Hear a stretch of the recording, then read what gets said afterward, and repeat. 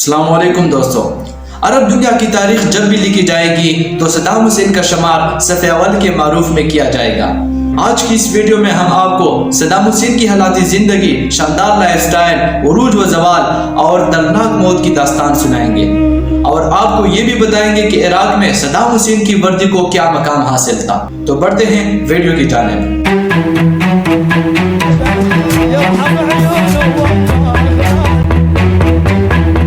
Await their orders.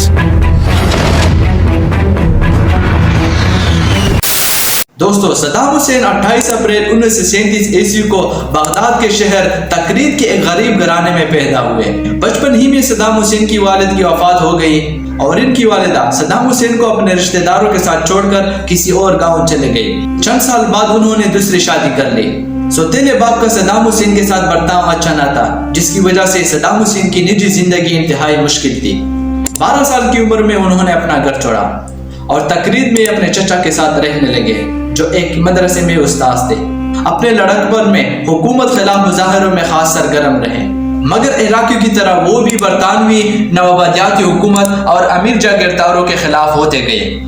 1958 के इनकलाब में इराक में बरतानिया हामी बादशाहत के खात्मे और किंग फैसल के मौत के बाद पुरतशद्दुद बुरहानी दौर का आगाज हुआ, मगर सद्दाम हुसैन के लिए 60 की दहाई इंतहाई अहम तरीन साबित हुई। इराकी बहैसियत पार्टी के रुकन की हैसियत से सद्दाम हुसैन पार्टी के एक सीनियर रहनुमा और इनके चचा के करीबी रिश्तेदार एहमो हसन अल बाकर की मंजूर नजर करीबी साथी बनने में कामयाब हो गए। सद्दाम हुसैन उस वक्त ना कोई अफसर थे और ना कोई फौज का हिस्सा, मगर मौरखीन कहते हैं कि वो एहमो हसन अल बाकर के लिए इंतहाई मुफीद काम अंजाम दिया करते थे। 1958 ईस्वी में बहसत पार्टी इक़्तिदार में आई और एहमो हसन अल बाकर इराक के नए सदर बन गए। सद्दाम हुसैन उसी दौर में एहमो हसन अल बाकर के दस्ते राज रहे और हुकूमत के अहम और खुफिया काम खुद अंजाम देने लगे, जिनमें मुखालिफिन को मंजर आम से भी हटाना शामिल था। इन मुखालिफिन में से कुछ को तो कत्ल कर दिया गया, कुछ को जलावतन और कुछ को चुप करवा दिया गया। सद्दाम हुसैन ने बगावत की कई साजिशों को बेनकाब किया और कौंसिल का इजलास तलब करके बागियों को गिरफ्तार कर लिया गया। सदर एहमो हसन अल बाकर ने इराकी तेल की सफद हुकूमत कंट्रोल में ले ली, जिससे इराकी खजाने का दबाव बढ़ने लगा और हुकूमत ने नए तरक्की दौर का आगाज किया। देहातों में बिजली पहुंचती गई, सड़कें और स्कूल बनने लगे, मगर इसके साथ साथ सद्दाम हुसैन की सियासी अज़ाइम भी बढ़ने लगे और 1989 में सद्दाम हुसैन ने अपने चचा एहमो हसन अल बाकर से जबरदस्ती इस्तीफा दिलवाया और खुद इराक के नए सदर बन गए और यहाँ से सद्दाम हुसैन का उरूज शुरू हो गया, जो 24 साल पर मुहित था। इराक में तब 6 ओहदे हुआ करते थे, जिनमें सदर, वजीर आजम, अफवाज का सरबरा कमांडर, वजीर दिफा, चेयरमैन इनकलाबी कमांडर कौंसल और पार्टी का सेक्रेटरी जनरल, और ये सभी ओहदे सद्दाम हुसैन के पास थे। सद्दाम हुसैन की खुश लिबासी और शानदार लाइफस्टाइल के चर्चे पूरी दुनिया में मशहूर थे।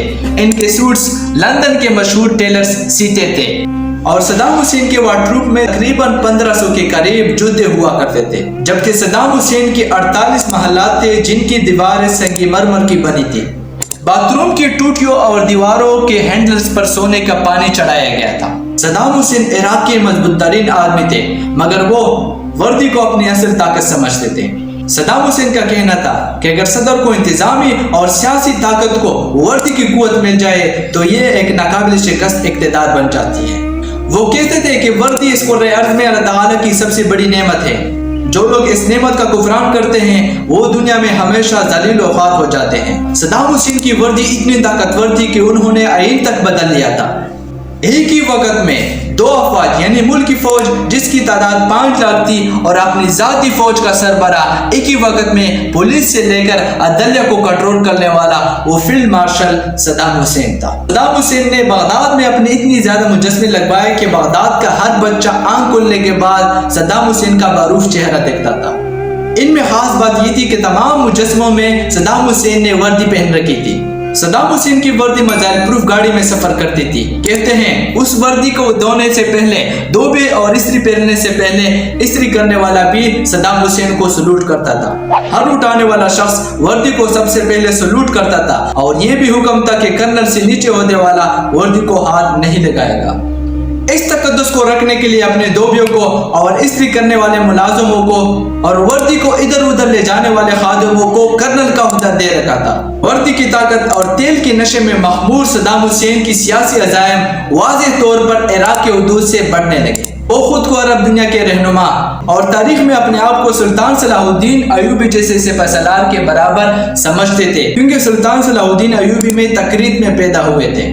دوستو، صدر صدام حسین کی جارحانہ عزائم کی پہلی مثال جلد ہی 1980 میں اس وقت سامنے آئی جب ان کی فوجوں نے ہمسایہ ملک ایران میں پیش قدمی کی۔ صدام حسین کی توقعات کے برعکس یہ جنگ انہیں بہت مہنگی پڑی۔ اس جنگ میں 10 لاکھ افراد ہلاک ہوئے۔ اس کے علاوہ اس جنگ کے نتیجے میں عراق کے خزانے پر بڑا بوجھ پڑا۔ دوستو، صدام حسین کا اگلا ہدف کویت تھا۔ کویت پر عراقی تیل چوری کرنے کا الزام عائد کیا اور مطلوبہ معاوضہ نہ ملنے پر اگست 1990 میں عراق کی فوج کویت میں داخل ہو گئی۔ صدام حسین کو یہ فوجی اقدام بڑا مہنگا پڑا۔ ان کو توقع تھی کہ بڑی طاقتیں جنہوں نے ایران کے خلاف ان کی جنگ میں عراق کا بھرپور ساتھ دیا تھا، ہتھیار اور وسائل تک فراہم کیے تھے، اب اگر وہ کھل کر حمایت نہ بھی کرے تو کم از کم مخالفت نہیں کریں گے، لیکن حالات بدل چکے تھے۔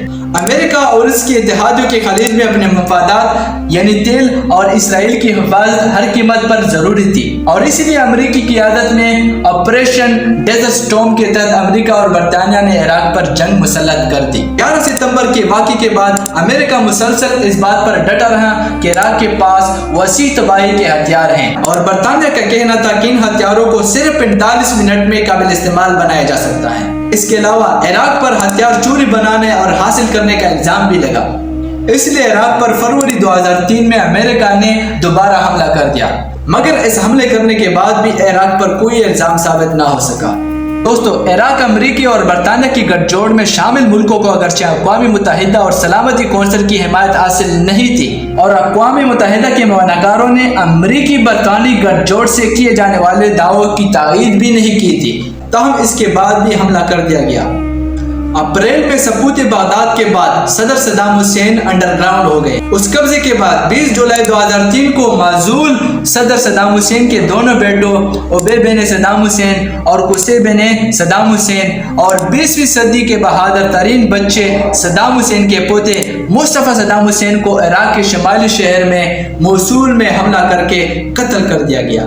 14 دسمبر 2003 ہفتے کی شام مقامی وقت کے مطابق رات 8 بجے عراق کے شکریت کے قریب ایک کارروائی کے دوران صدام حسین کو انتہائی مفلسی حالت میں گرفتار کر لیا گیا، جس کے بعد امریکہ کی نگرانی میں مقدمہ چلایا گیا، اور 3 نومبر کو صدام حسین کو 148 کی کردوں کے قتل کے الزام میں سزائے موت کی سزا سنائی گئی۔ سزا پر عمل درآمد تک صدام حسین کو نظر بند کر دیا گیا۔ پرتشدد زندگی گزارنے والے صدام حسین جب گرفتار ہوئے تو دوران قید باتھ روم خود دھوتے تھے، اور کپڑوں کے صرف 2 جوڑے دیے گئے تھے، اور ساتھ میں پلاسٹک کا ایک سلیپر بھی حاضر خدمت کیا گیا۔ وہ صدام حسین جس کے سگار ہوانہ سے آیا کرتے تھے، جس کی مشروبات فرانس کی کمپنی بنایا کرتی تھی، جس کی کپڑوں اور جوتوں کی حفاظت کے لیے ایک پورا ٹیم بنایا گیا تھا، اسی صدام کے بارے میں 14 دسمبر 2005 کے اخبار میں ایک خبر چھپی۔ خبر کے مطابق 2 برسوں میں جوتوں کا صرف 1 جوڑا فراہم کیا تھا۔ دوستو، صدام حسین کے مقدمے کی سماعت کے دوران ان کے 3 وکیلوں کو قتل کر دیا گیا تھا، جس کے بعد ان کے موکلین نے عدالتی کارروائی کا بائیکاٹ کیا، اور صدام حسین نے بھی بھوک ہڑتال کی۔ عدالتی کارروائی کے اختتام سے قبل صدام حسین نے ایک خط لکھا تھا، اس میں انہوں نے کہا تھا کہ ان کا مقدمہ امریکہ کے خواہشات پر چلایا جا رہا ہے۔ صدام حسین کے خلاف کارروائی میں ایک خصوصی ٹیم کے تحت سخت حفاظتی انتظامات کے تحت چلائی گئی تھی۔ اس دوران 5 ججوں پر مشتمل ایک پینل عدالتی کارروائی کا جائزہ لیتا رہا۔ بہت سے بین الاقوامی مقدموں کی طرف صدام حسین کا مقدمہ بھی ان کے اپنے ہی لوگوں کے ذریعے چلایا گیا۔ صدام حسین کو 30 دسمبر 2006 میں عید الاضحیٰ کے دن پھانسی دے دی گئی۔ عالمی مبصرین نے صدام حسین کی حوصلے کی بہت تعریف کی۔ پھانسی سے چند گھنٹے پہلے صدر صدام حسین سے ان کی آخری خواہش پوچھی گئی، جس پر وہ خاموش رہے۔ پھر صدر صدام حسین کو تختہ دار پر لٹکانے کے لیے جب لے جایا جا رہا تھا تو ایک مرتبہ پھر امریکی فوجیوں نے ان کی آخری خواہش کے بارے میں پوچھا، جس پر صدام حسین مسکرائے اور کہا کہ مجھے میرا اپنا کوٹ پہنایا جائے۔ ان کی آخری خواہش پر امریکن فورسز حیران رہ گئے، اور ان کی یہ خواہش واقعی میں بہت عجیب تھی، کیونکہ آخری وقت میں عموماً انسان اپنے رشتہ داروں سے ملنے کی خواہش رکھتا ہے، لیکن اب چونکہ صدام حسین کی یہ خواہش اتنی عجیب تھی تو ایک امریکی فوجی نے ان سے یہ سوال پوچھ لیا، تو اس پر صدام حسین نے جو جملے کہے میں سمجھتا ہوں کہ یہ جملے قیامت تک یاد رکھے جائیں گے۔ تو صدام حسین کہنے لگے کہ آج ٹھنڈ بہت زیادہ ہے، ایسا نہ ہو کہ سردی کی وجہ سے میرا جسم کانپے اور عراق کے لوگ یہ سمجھے کہ ان کا لیڈر موت کی وجہ سے کانپ رہا ہے۔ بے شک ہر عروج کا ایک زوال آتا ہے۔ صدام حسین کے بارے میں آپ کی کیا رائے ہیں کمنٹ سیکشن میں ضرور دیجیے اور ساتھ ہی میرے چینل کو بھی سبسکرائب کیجیے۔ مجھے دیجیے اجازت، اللہ حافظ۔